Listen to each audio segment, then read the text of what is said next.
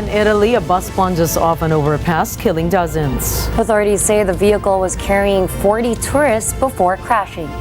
More details on this later in the news. Good evening, I am Gianna Llanes. I am Nina Richie Alagao Flores. This is Mata ng Agila International. Now for the headlines. The Marcos administration lifts mandatory price caps on rice. Manila and Seoul are set to hold a maritime dialogue next week. United States House ousts Kevin McCarthy as House Speaker through a historic vote. Colombia's administration apologizes for extrajudicial killings during its civil war. And beauties from around the world gather in Manila for this year's Mrs. Universe.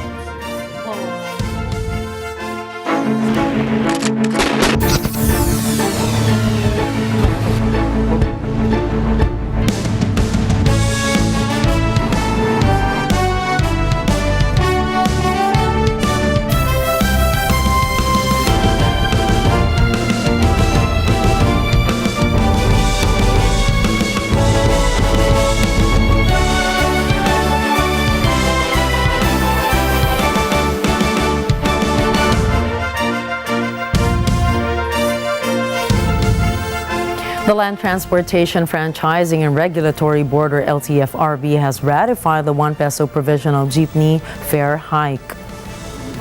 LTFRB noted this will take effect nationwide on October 8. Under the adjustment, commuters are expected to pay 13 pesos for traditional jeepneys and 15 pesos for their modern counterparts. The agency added that it is also considering a 5 peso jeepney fare hike for the first kilometer and 1 peso for the succeeding kilometers as requested by transport groups. The demand for a fare hike was due to the continued increase in fuel prices for the past 11 weeks. President Ferdinand Marcos Jr. has taken the decision to remove the mandatory price caps on rice, citing an increased supply and stable market prices. This decision was made following a recommendation from the Department of Agriculture during a sectoral meeting at Malacanang Palace. President Marcos emphasizes that while the price caps are being lifted, the government's commitment to supporting farmers and underprivileged families remains steadfast. The president acknowledges that prices in Metro Manila remain relatively high compared to other regions. He assures the public that his administration will closely monitor prices and provide assistance to those affected by the soaring costs. A group of hackers has initiated the exposure of certain PhilHealth data on the dark web after their ransom demands from the government went unmet. This breach has led to the release of detailed information about employees, including payroll records, directives, working files, and even hospital bills, among others. Despite this breach, the government remains resolute in its Babuyan Islands. Meanwhile, storm wind signal number 1 was raised in the rest of Babuyan Islands, the north portion of mainland Cagayan, the north portion of Apayao, and the north portion of Ilocos Norte. The weather agency forecasts Koinu to continue to weaken due to the increasing dry air entertainment and vertical wind shear. President Ferdinand Marcos Jr. meets with envoys from Lithuania and Guatemala, focusing on enhancing bilateral ties and fostering collaboration across multiple sectors. Lithuania has expressed its commitment to collaborate with the Philippines in the area of technology and education, among others. Ambassador Ricardas Lepovicius highlights Lithuania's expertise in laser development and production and emphasizes it as a potential area for partnership. Guatemalan Ambassador Manuel Estuardo Roldan Barillas also meets with President Marcos, expressing optimism in strengthening the relationship between the two nations. The president expresses a keen interest in collaborating with Guatemala, particularly in agriculture and climate change efforts. Seoul said that it is interested in hiring more Filipino caregivers. South Korean ambassador to the Philippines, Lee Sang-hwa, reiterated Seoul's request to receive at least 100 Filipino caregivers as early as December 2023. The South Korean envoy added that he has been meeting with the Philippines Department of Migrant Workers as well as Foreign Affairs. Philippine Ambassador to Korea, Maria Teresa Dizon de Vega, however, clarified that there is no agreement about the deal and it is still in the discussion phase. Manila and Seoul are set to discuss current developments over the West Philippine Sea in their upcoming second maritime meeting. Madeline Villar-Moratillo for the details. South Korean ambassador to the Philippines Lee Sang-hwa has announced that the second iteration of the maritime dialogue between Seoul and Manila may focus on the issues regarding the West Philippine Sea and the South China Sea. According to Lee, the meeting will cover a variety of issues ranging from maritime ecosystem protection to the safety and security of the said waters. He adds that the cooperation between South Korea and the Philippines military forces and defense industry are part of the meeting's agenda. South Korea has long been keen in its position to maintain peace and stability in its region. The upcoming dialogue is scheduled to run next week as it will reflect the two nations' growing interest to further deepen their maritime cooperation as they mark 75 years of bilateral relation in 2024. Madeline Villar-Moratillo for Mata ng Agila International. Trusted, connected, on point. 3 Filipino fisherfolk have lost their lives in a tragic maritime incident off Bajo de Masinloc in the West Philippine Sea. Christina Gira has the details. According to the Philippine Coast Guard, or PCG, an unidentified foreign vessel collided with the Filipino fishing boat, causing it to sink. 11 crew members managed to survive by utilizing service boats, retrieving the bodies of the deceased victims and transporting them to Pangasinan. All surviving crew members were promptly taken to a local hospital for immediate checkups and health assessments. President Ferdinand Marcos Jr. has pledged the government's support and aid to the victims and their grieving families. The PCG suspects that a crude oil tanker registered under the flag of the Marshall Islands may be the assailant, but this is yet to be confirmed. Christina Gira from Mata ng Agila International. Trusted, connected, on point. Coming up, Kevin McCarthy becomes the first speaker to be ousted in United States history.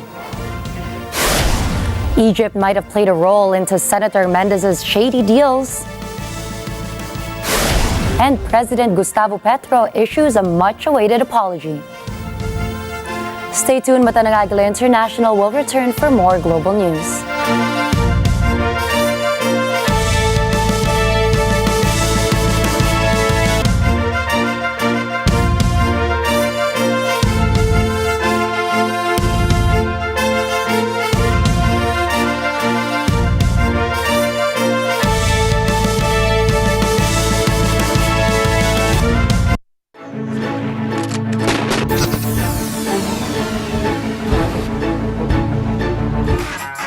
We're in the sky! Kaya lumilipad na naman tayo.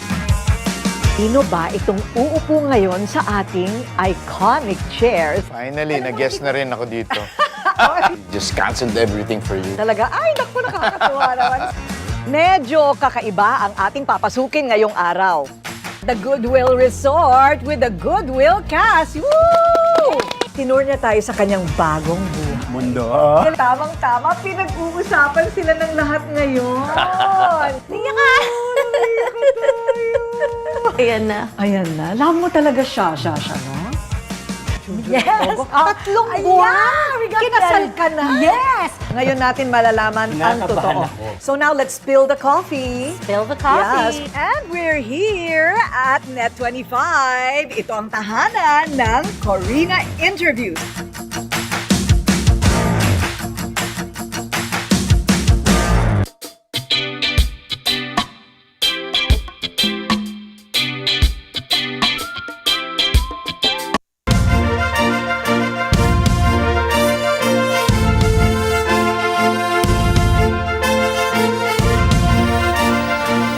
Welcome back to Mata ng Agila International. Pakistan has issued a directive for all undocumented immigrants, primarily comprising about 1.73 million Afghan nationals, to depart the country voluntarily or face deportation. This decision follows Islamabad's claims that out of the 24 suicide bombings that occurred in the country this year, 14 were carried out by Afghan immigrants. Pakistan's Interior Minister Sarfaraz Bugti has stated that the deadline for compliance is set for the 1st of November. Bugti further emphasizes that the government possesses evidence linking Afghan refugees to the attacks on Pakistan. Specific details regarding how Pakistani authorities plan to enforce the departure of undocumented immigrants or locate and expel them were not provided.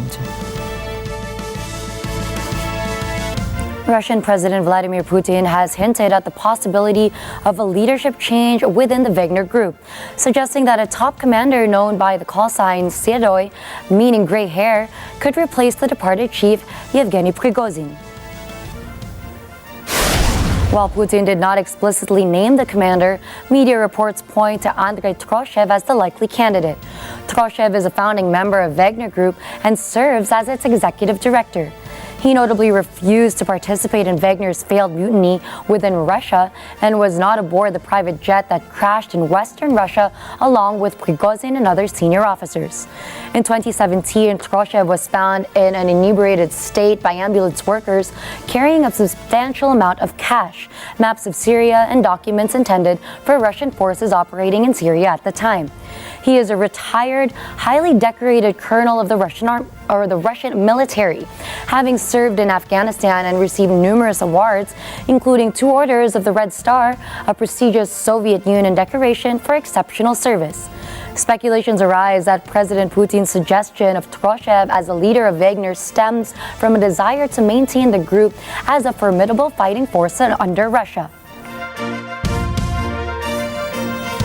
Beijing has censored a photo featuring 2 Chinese female athletes that unintentionally alluded to the Tiananmen Square massacre on the country's social media.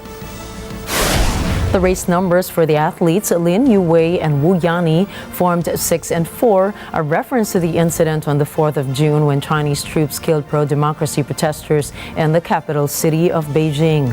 Users on Weibo, one of China's largest social media platforms, congratulated Lin for winning gold in the 100-meter hurdles race while sharing the photo, which were replaced by gray squares. In China, discussions of the Tiananmen Square incident remain taboo, and authorities routinely scrub any mention of the topic from the internet. Beijing has extended its welcome greetings to the United States bipartisan delegation of senators visiting China. China's foreign ministry said it expects the visit to be more objective between Beijing and the U.S. Congress, with hopes that this will further increase dialogue as well as add positive factors to the development of China-U.S. relations. The remarks came after U.S. Senate Majority Leader Chuck Schumer announced that he would lead the visit to China in the coming days. The United States sanctions a China-based network for producing and distributing chemicals used to make drugs. These include those fueling a deadly national fentanyl crisis. Kimi Orya has the details. The country's Treasury Department says the sanctions targets include dozens of individuals and entities based in China. These alongside 3 other parties in Canada. Today, Treasury is imposing major new sanctions against 28 individuals and entities involved in the illicit drug trade. Effectively immediately, these individuals and entities located in the People's Republic of China and in Canada are cut off from using the U.S. financial system, and all U.S. persons are barred from transacting with them. In a separate notice, the Justice Department announces 8 indictments charging China-based chemical manufacturing firms and staff with crimes related to drug production and distribution. Know that this global fentanyl supply chain, which ends with the deaths of Americans, often starts with chemical companies in China. Fentanyl is the deadliest drug threat the United States has ever faced. It is nearly 50 times more potent than heroin and is a nearly invisible poison. The accused parties are also allegedly involved in trafficking xylazine and nitazenes. Xylazine is a veterinary sedative known as tranq. Nitazenes, on the other hand, are often mixed with fentanyl or other drugs, posing a higher risk of a fatal overdose. Kimi Orya from Matanang Agila International. Trusted, connected, on point. United States presidential son Hunter Biden is expected to appear in federal court in Delaware to plead not guilty to charges of illegally possessing a handgun. Biden is facing 3 felony charges arising from his 2018 purchase of a .38 caliber Colt Cobra revolver. He is also charged with 2 counts of making false statements for claiming on forms required for the gun purchase that he was not using drugs illegally at the time. Based on the same statements, he faces a 3rd charge, that he illegally possessed the gun, which he had for only 11 days in October 2018. Biden's lawyer, Abe Lowell, previously asked Judge Christopher Burke to allow Hunter, who lives in California, to appear by video instead of in person, but such request was denied. Burke ruled Biden should not receive any special treatment. Meanwhile, U.S. President Joe Biden has stood firmly beside Hunter. Despite legal and personal troubles of Hunter, the president has repeatedly said that his only surviving son has done nothing wrong. The judge overseeing Donald Trump's civil fraud trial issued a gag order barring the former president from making comments about court staff. The ruling comes after the former president went on a verbal tirade on social media, attacking the judge's principal law clerk that included her photo. Justice Arthur Engoron addressed Trump as he sat in the courtroom for his civil fraud trial, stating that, and I quote, "Personal attacks on members of my court staff are unacceptable, inappropriate, and I will not tolerate them in any circumstances." The judge said he had warned Trump off the record about making such comments, but Trump had completely ignored his warnings. Trump posted claims about court clerk Allison Greenfield. Greenfield has played a prominent role in the long-running proceedings related to the Trump organization, particularly in the civil fraud case, last year's civil fraud case, which forced Trump and his children Donald Jr. and Ivanka to testify over their objections.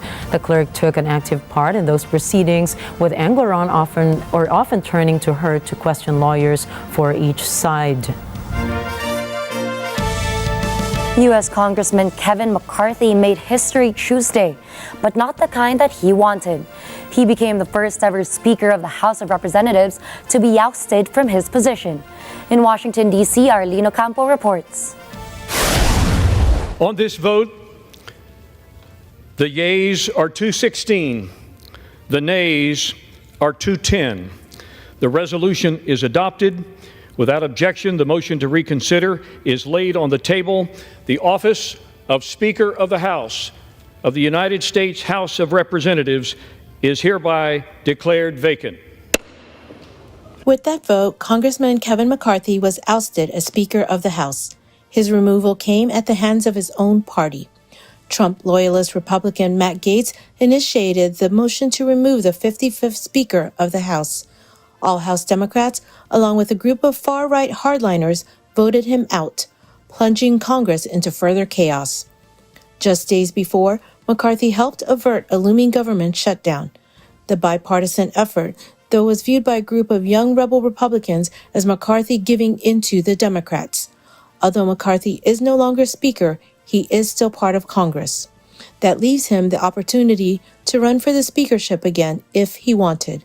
In Washington, D.C., Arlene Ocampo from Atanang Agila International, trusted, connected, on point. An unlikely nominee has been suggested as the next United States House Speaker. Texas Representative Troy Nell says his first order of business when the House reconvenes is to nominate former U.S. President Donald Trump for Speaker of the House. Nell asserts that Trump has a proven record of putting America first. He also believes that Trump will make the U.S. House of Congress great again. Representative Greg Steube echoes Nell's statements by posting Donald Trump for Speaker on X. According to the United States Constitution, the House Speaker is not required to be a member of Congress. Legal analysts say in the current 435-member chamber with 2 vacancies, a candidate for the House Speaker needs 217 votes to secure a win. Assuming all members are present, they voted and no abstains. It is not reportedly the first time Trump has been pitched as a nominee for speakership. In January, Representative Matt Gaetz cast a ballot for Trump for speakership. Corruption charges levied against top United States Senator Robert Menendez have taken an interesting turn. Menendez is accused of accepting bribes in exchange for using his elected position to benefit the Egyptian government. The allegations raise questions about the broader ties between the U.S. and Egypt, a relationship that has long been under scrutiny over various human rights concerns. Rights groups have accused Egyptian President Abdel Fattah el-Sisi's government of jailing tens of thousands of dissidents and outlawing virtually all political opposition. Egypt's administration has denied accusations of rights abuses, while stressing the need to maintain stability in the country, but calls in Washington have been pushing to rethink ties with Cairo. Federal prosecutors allege that Menendez and his wife illegally accepted hundreds of thousands of dollars from 3 businessmen in return for using his position to protect and enrich the government of Egypt. According to the indictment, Menendez met with Egyptian officials and promised to facilitate arms sales to Cairo. Menendez has pleaded not guilty to the charges. The Tunisian government has detained Abir Mouzi, a prominent opponent of President Kais Saied. The arrest is the latest in a crackdown against the administration's opponents. Mouzi has been detained by Tunisia's public prosecutors at the entrance of the presidential palace. Mouzi was accompanied by the party's lawyer and one of the execution officers to communicate advance demands that must be directed to the president before the appeal. Mouzi has been leading the Constitutional Party since late 2016 and supported by late President Zine El Abidine Ben Ali, who was toppled by mass protests in 2011. Over the last few months, Mouzi's party has organized protests against Saied, who they accuse of ruling by his own command and making illegal decisions since becoming president in 2019. Kais Saied famously shut down the elected parliament in 2021 and moved to rule by decree. Saied has denied accusations of a coup and claims that his measures are an attempt to save the country from years of chaos. Since his presidency, more than 20 leading political figures have been arrested by Tunisian police on the grounds that they are plotting against state security. The Tunisian government has detained Abir Mouzi, a prominent opponent of President Kais Saied. The arrest is the latest in a crackdown against the administration's opponents. Mouzi has been detained by Tunisia's public prosecutors at the entrance of the presidential palace. Mouzi was accompanied by the party's lawyer and one of the execution officers to communicate advance demands that must be directed to the president before the appeal. Mouzi has been leading the Constitutional Party since late 2016 and supported by late President Zine El Abidine Ben Ali, who was toppled by mass protests in 2011. Over the last few months, Mouzi's party has organized protests against Saied, who they accuse of ruling by his own command and making illegal decisions since becoming president in 2019. Kais Saied famously shut down the elected parliament in 2021 and moved to rule by decree. Saied has denied accusations of a coup and claims that his measures are an attempt to save the country from years of chaos. Since his presidency, more than 20 leading political figures have been arrested by Tunisian police on the grounds that they are plotting against state security. Colombia's government issued a long-awaited public apology for the extrajudicial killings of 19 civilians who were slain by the military and registered as rebel fighters during one of the most violent periods of the nation's civil war. Como presidente de la República de Colombia, que es un gobierno popular, y en el que espero que cambie la mentalidad de elegir al que más mata, sino al que más hace vivir o a la que más hace vivir. La política de la muerte por la política de la vida. The apology comes as Colombia's government attempts to make amends with communities affected by decades of armed conflict and broker peace deals with rebel groups, some of them still fighting despite a 2016 peace deal between the government and the nation's largest rebel group. The administrations of Presidents Juan Manuel Santos and Ivan Duque had skirted around the orders to apologize in public because they were reluctant to recognize that during the nation's armed conflict, the military committed war crimes. According to the Special Jurisdiction for Peace, Colombia's military committed at least 6,402 extrajudicial killings between 2002 and 2008. But the recently elected government of Gustavo Petro, as Colombia's first leftist president, has been more than willing to collaborate with investigations. Pedimos perdón a ustedes, madres, padres, hermanos, hermanas, esposas, hijos, hijas, familiares y a toda la población por los reprochables hechos de desaparición forzada y posterior muerte en condiciones de indefensión que luego fueron reportadas falsamente como muertes en desarrollo de operaciones militares. The relatives thanked Velázquez, the defense minister, for attending the event and issuing an apology as Colombia's government attempts to broker peace deals with the nation's remaining rebel groups. They said the ones who should be apologizing to them are the politicians that were leading Colombia when the murders of their relatives occurred, including Santos, who was Colombia's defense minister between 2006 and 2009. En Colombia, que es el país de la belleza. Por eso ese cambio de política, que ojalá sea posible en la mente y en el corazón de la ciudadanía, yo me permito pedirles perdón, madres.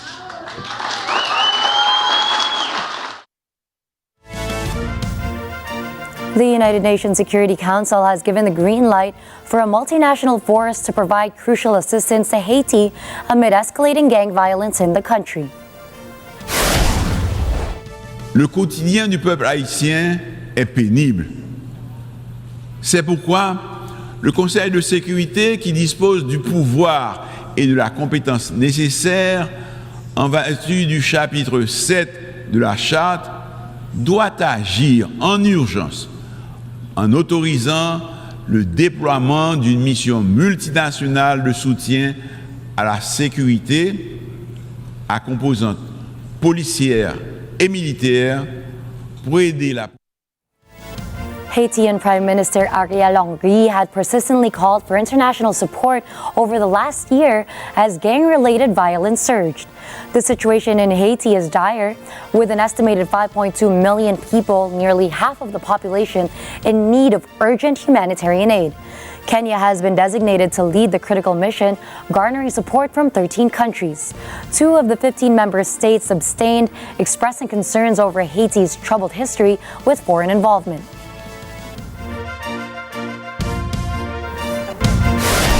Up next, Pakistan authorities bust an organ trafficking ring. The World Health Organization recommends a second malaria vaccine for children. And global boiling causes irregular migration patterns in animals. Mata ng Agila International will be back after a short break.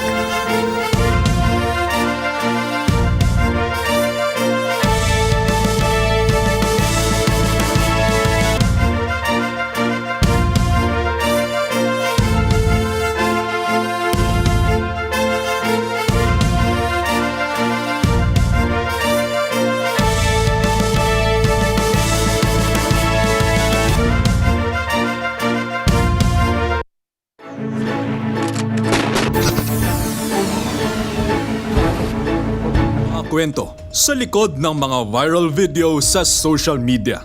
Pakilalang tauhan ng ISAP na nasangkot sa isa pang viral road rage incident. Uso ngayon ang road rage. You were able to have the driver's license of Mr. Gonzalez revoked after that video went viral. Dahil dapat alam mo ang totoong balita. It wasn't a fair agreement. Walang kalaban-laban yung siklista nung pinirmahan niya yan. Nalaglag na daw doon sa tubig at pinagbabaril pa yung tubig kung saan siya nalaglag. Kasama sina Ali Soto at Pat P. Daza ng ASPN. Ano sa palagay nyo? Lunes hanggang Biyernes, alas 8 hanggang alas 10 ng umaga. Dito lang sa Net 25. Ang iinit ng ulo ng ating mga kapulisan. Pero umuulan na ngayon, so sana humupa na ang inyong mga maiinit na ulo.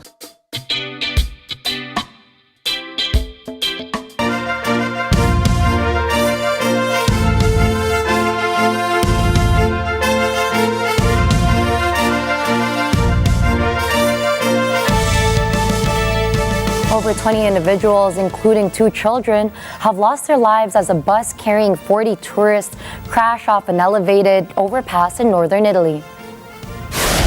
The bus veered off the road, broke through a barrier, and fell onto electricity lines, causing it to catch fire. 18 more people were injured in this horrific accident.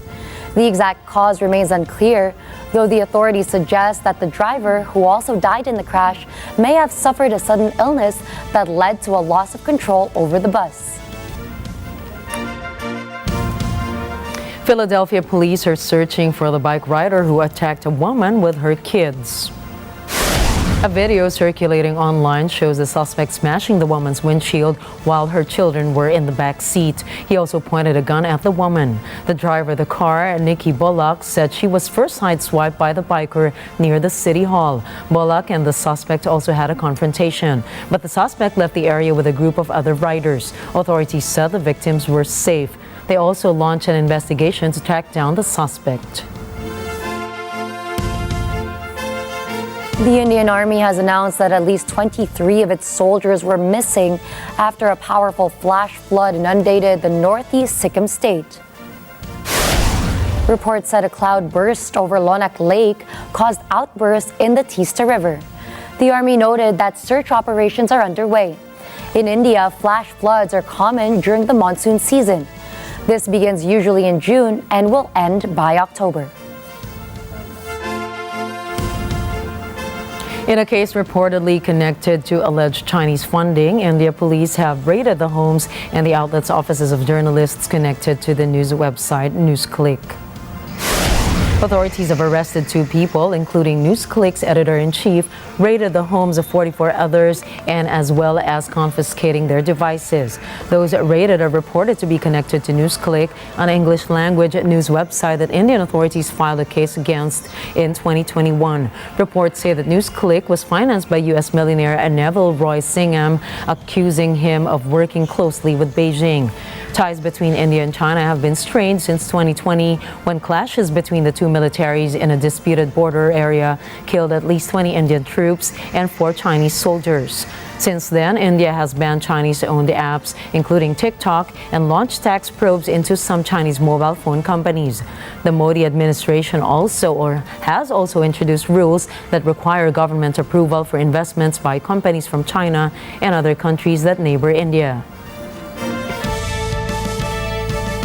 Pakistan police have arrested 1 doctor and 7 members of an alleged organ trafficking syndicate.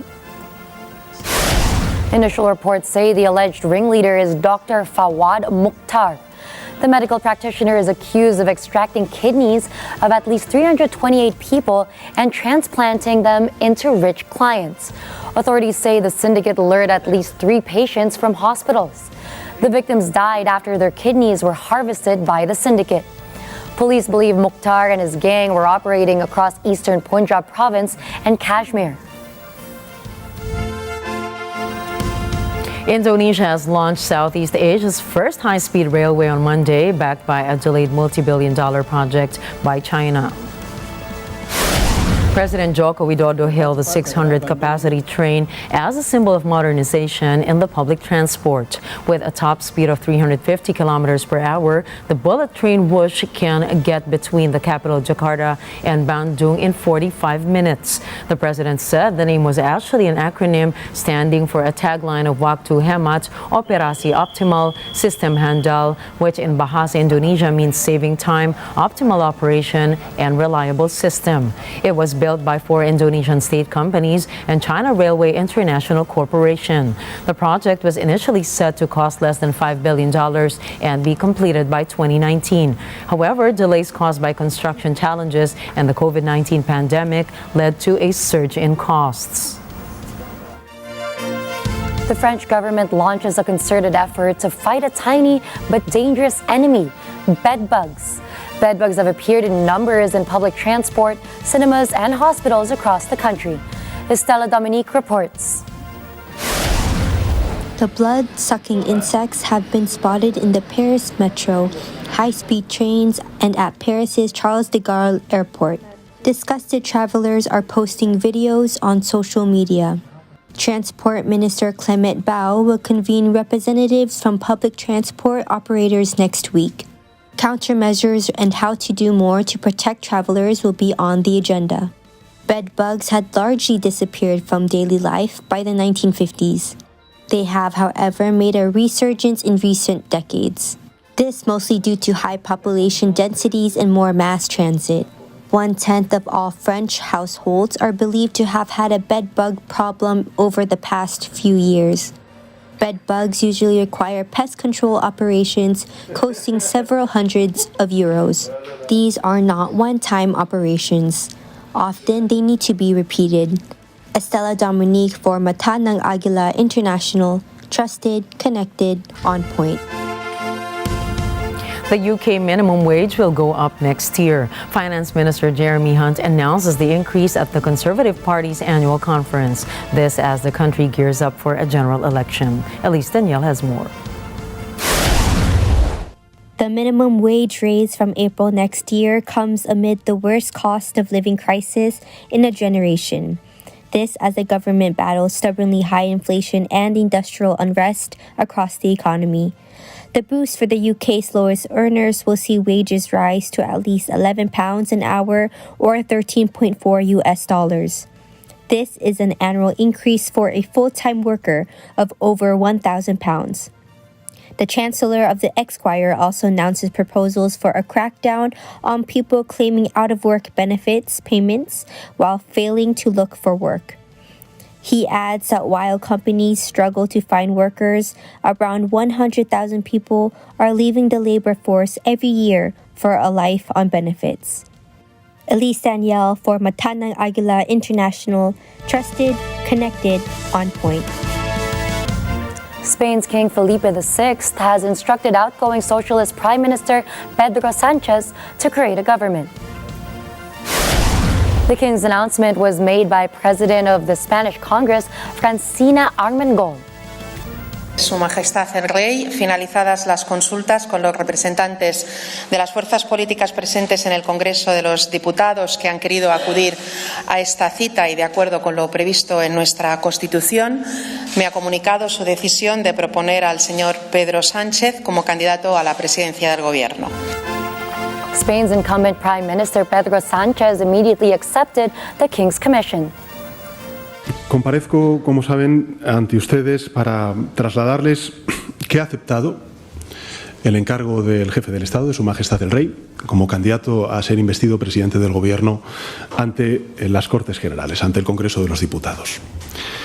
Y quiero decirles que lo hago con ilusión, con la ilusión de saber todo lo que España puede avanzar.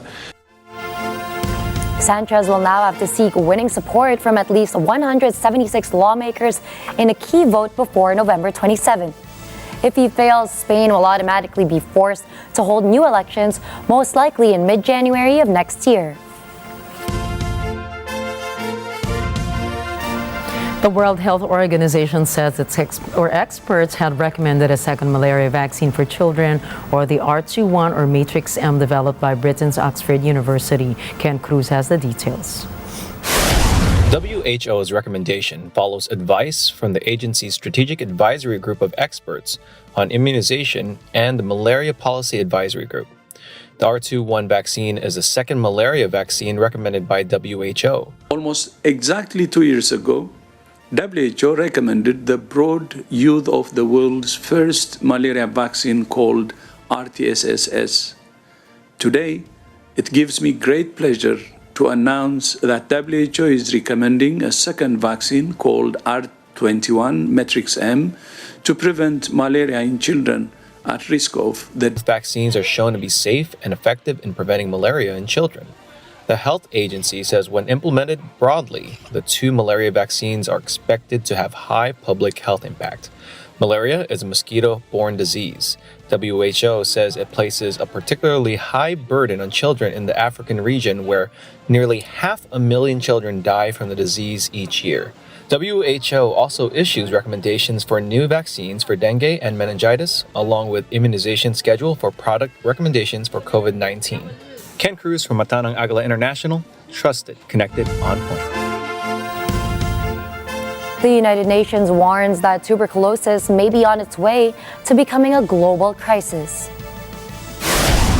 Tuberculosis, commonly known as TB, was the world's biggest infectious killer before the arrival of COVID-19.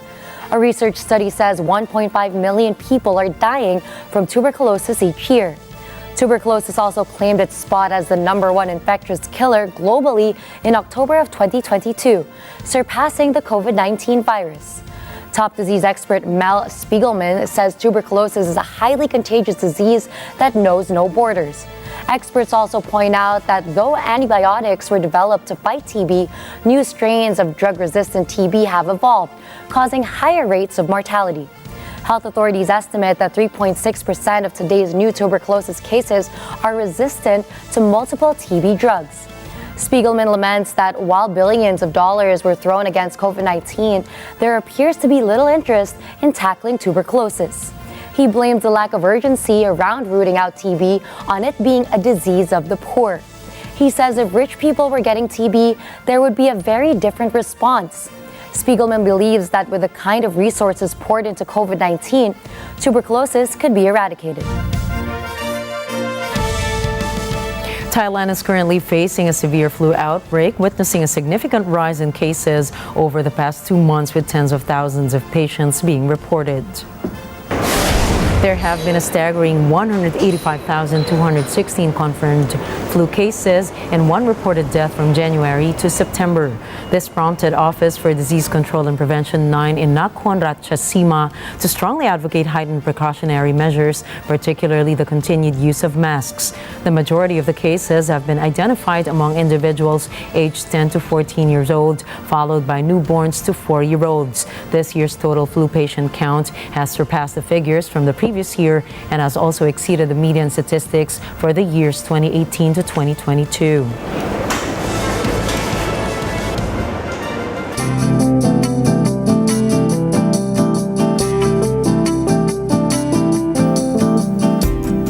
Global boiling has created a gender imbalance of sea turtles in Yemen.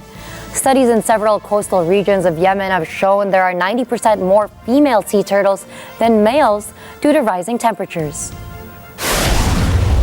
السنوات اللي عبر الأخيرة لاحظنا أن أكثر السلاحف الصغار الفراخ إناث من سبب تغير الجو الحرارة هذه المناخ الجوي هذا السبب هذا أكثر من الإناث لكن بعد إذا خف الحر مع الخريف.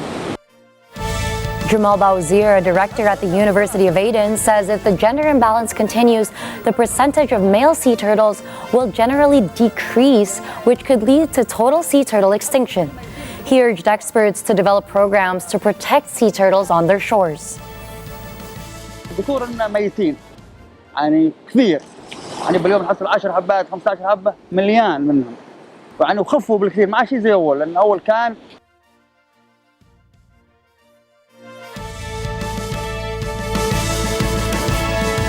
Meanwhile, marine ecologist Salvador Jorgensen says climate change is moving great white sharks to the north. With climate change, the frequency of El Niños and large warming events like the warm blob or a marine heat wave has been increasing. And with those increases, the general temperature around this latitude has been going up and is expected to keep rising. And so this is what is really, we think, driving the sharks' shift in their distribution further north. Jorgensen explains that as temperatures are warming due to a series of El Niño phenomena, many species have been shifting their range further north or to places which are cooler areas.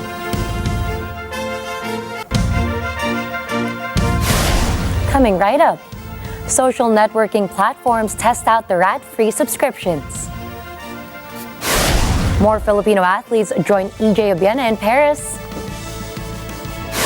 And let me take you through my day covering twice in the Philippine Arena. Catch more news in business, tech, sports, and entertainment when we return.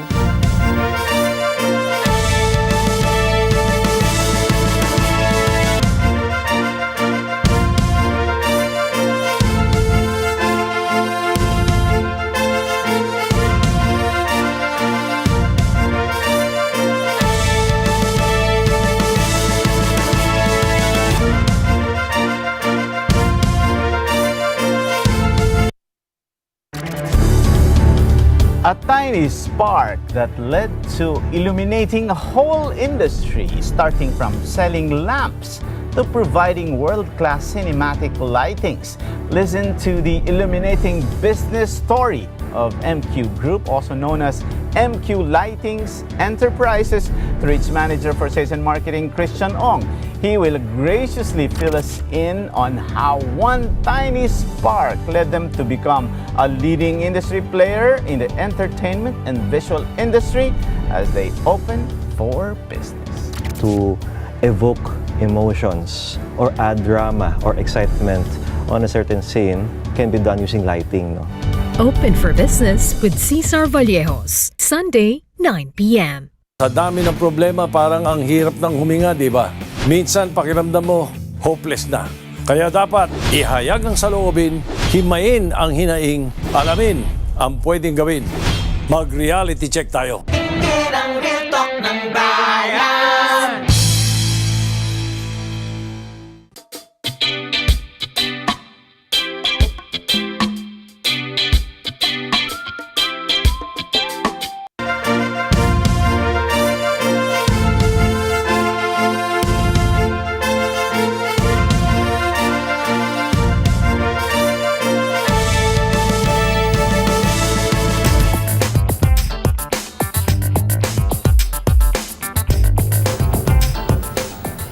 According to the Secretary General of OPEC+, the demand for oil will continue to grow and remain resilient this year despite the push for greener alternatives. OPEC Plus is a group of 23 oil exporting countries that decides how much crude oil to sell on the world market.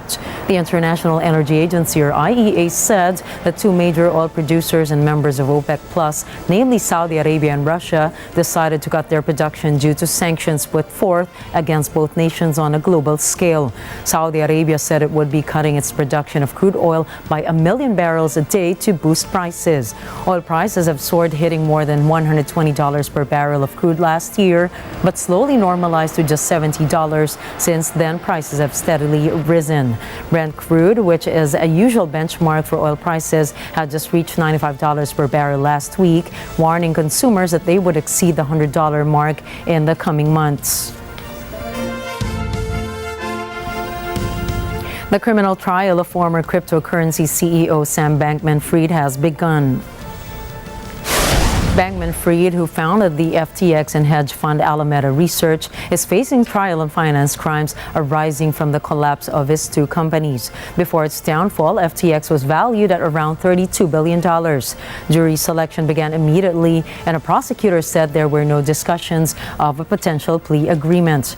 Prosecutors believe Bankman-Fried defrauded people and financial institutions who had accounts worth billions of dollars at the cryptocurrency exchange by illegally diverting massive sums of their money for his personal use and risky trades. Bankman-Fried is also accused of making big political contributions to try to influence government regulation of cryptocurrency. Sources say the trial is expected to last about 6 weeks.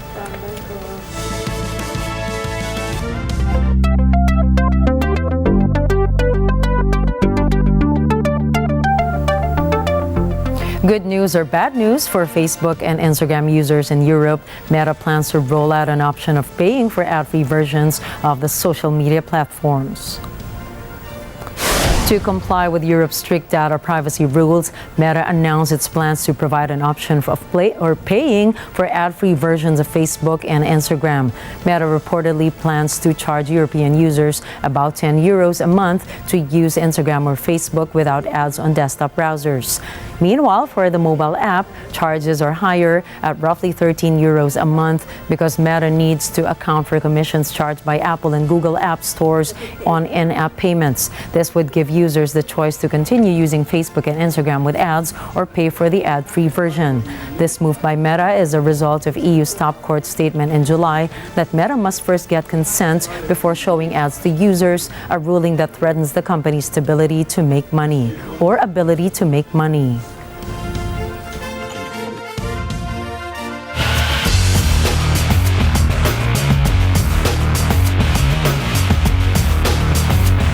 In sports news, two more Filipino athletes are going to represent the country in the 2024 Paris Olympics. First up is Filipino gymnast Aleah Finnegan, who tallied 51.366 points for 32nd place in the 2023 Artistic Gymnastics World Championships qualification in Antwerp, Belgium. This gives her enough credentials to take the 5th spot among eligible athletes to book her Paris tickets. With the feat, Finnegan is also set to become the first female gymnast to represent the Philippines in the quadrennial showpiece since Maria Luisa Floro and Evelyn Magluyan in 1964. Finnegan recently represented the Philippines in the 2022 Southeast Asian Games in Cambodia, where she finished with 2 gold and 2 silver medals. Meanwhile, Filipino boxer Yumeng Marcial is also off to the Paris Olympics after advancing to the finals of the Asian Games boxing competition. This after Marcial scored a second-round knockout of his Syrian opponent, Ahmad Gausun, in the semifinals of the men's 80 kilogram. Marcial, who also knocked out his Thai opponent in the quarterfinals, sent Gausun crashing into the canvas with a right hook. The Filipino boxer will be up against China's Erbieke Tujeta in the gold medal match on Thursday. Marcial is the 4th Filipino to qualify for the Paris Olympics, following pole vaulter EJ Abiana and gymnast Carlos Yulo and Aleah Finnegan.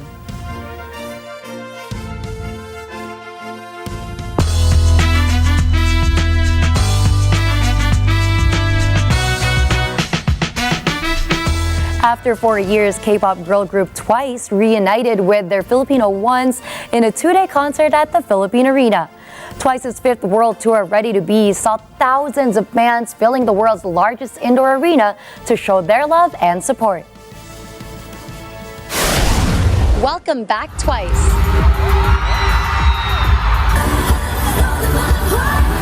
That is the hashtag that quickly trended on X, formerly known as Twitter, as Filipino fans traveled from all across the country to witness JYP Entertainment's K-pop girl group Twice return to Manila after years for their 2-night concert at the Philippine Arena.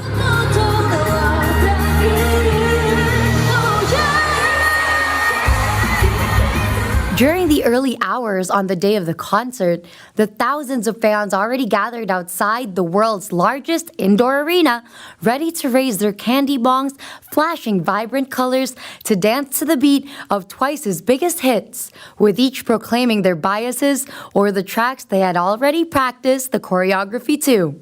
For me, obviously it's Cry For Me because I love this song. I cry so much. What is your favorite song, babe? I Can Stop Me. It Can Stop Me? Stop Me. Yeah. I Can Stop Me, Fancy. What else? More and More. Yeah. With no fail, each bias did exactly that.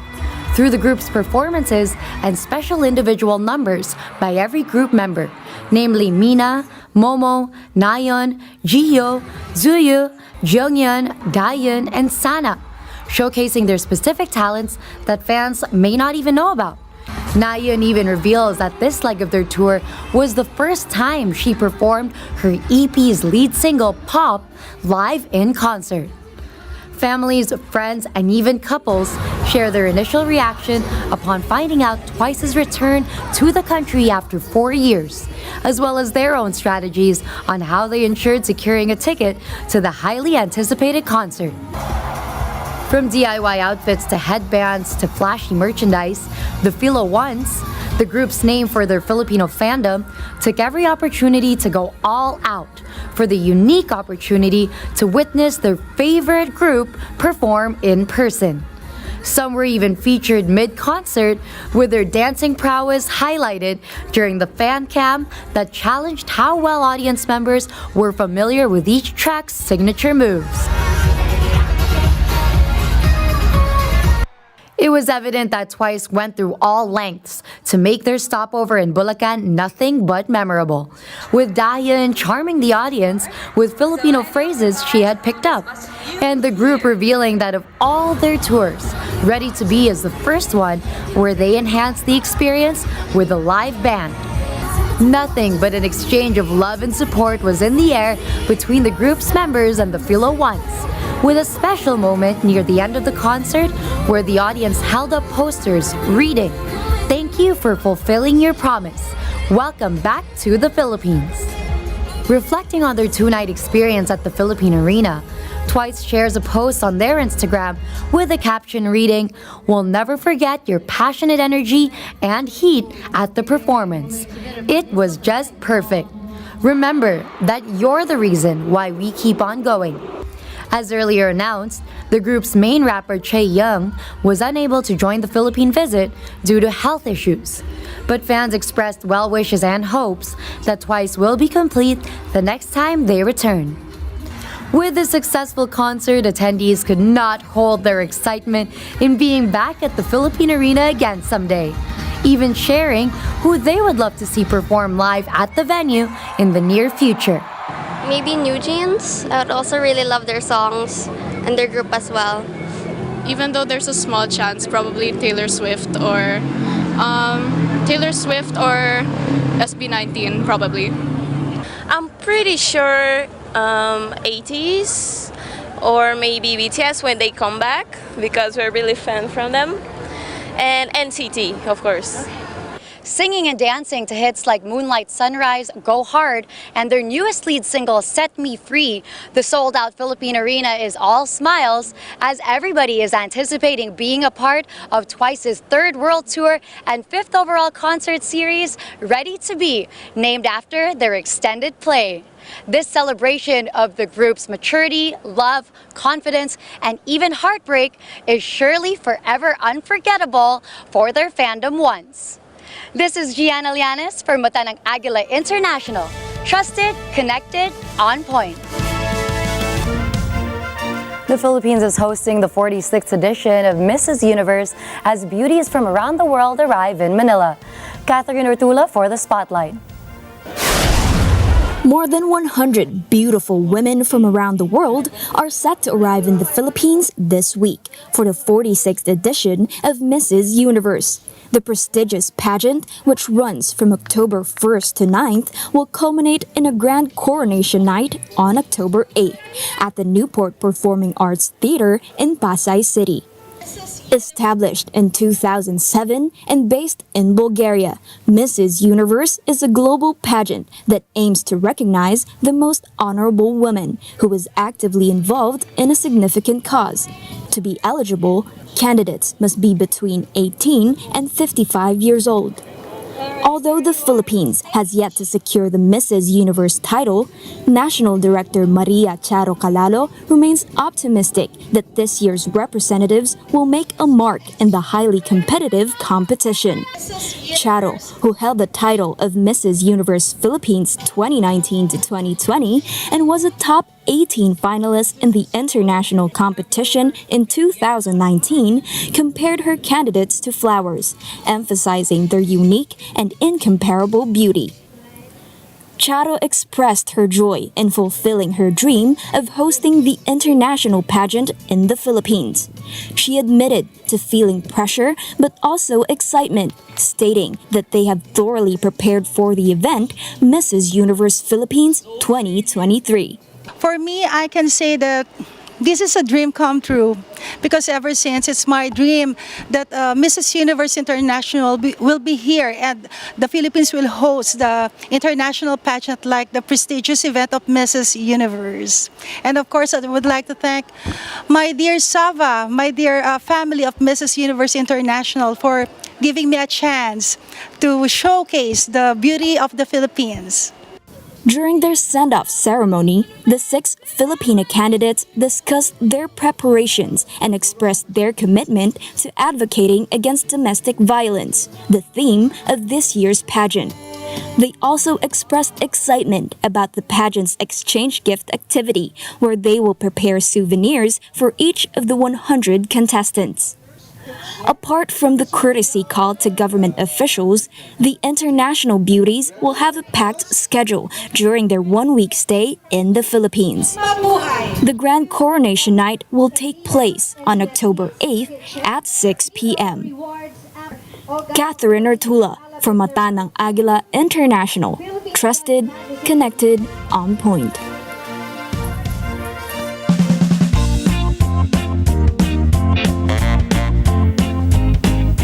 A A 104-year-old Chicago woman has made a recent feat that sets her to become the next Guinness World Record holder for being the world's oldest skydiver. Natalie Pichi has that story.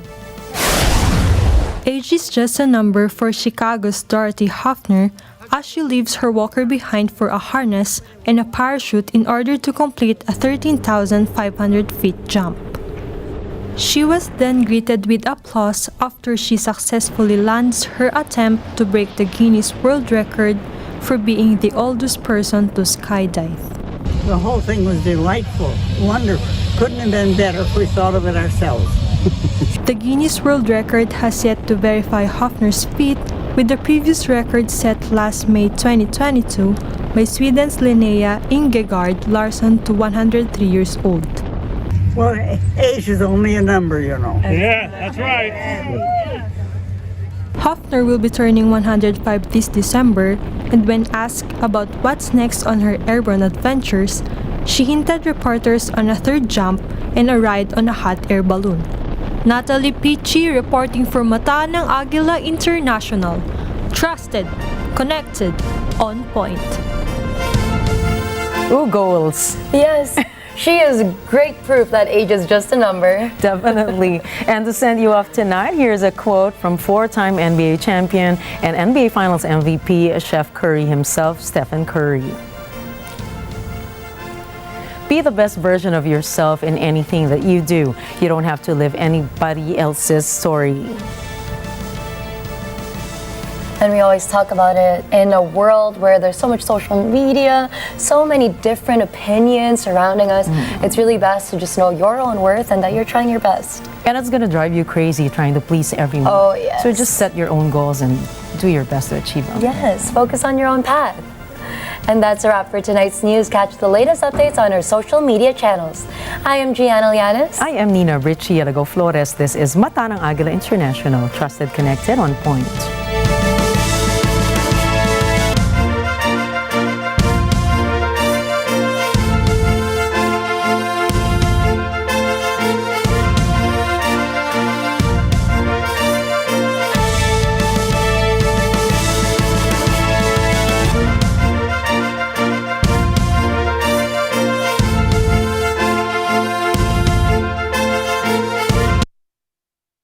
Thank you for choosing Mata.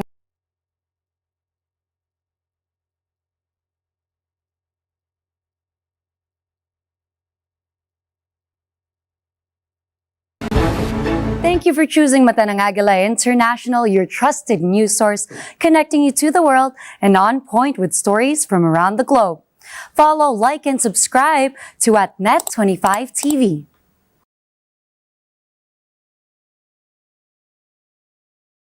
Para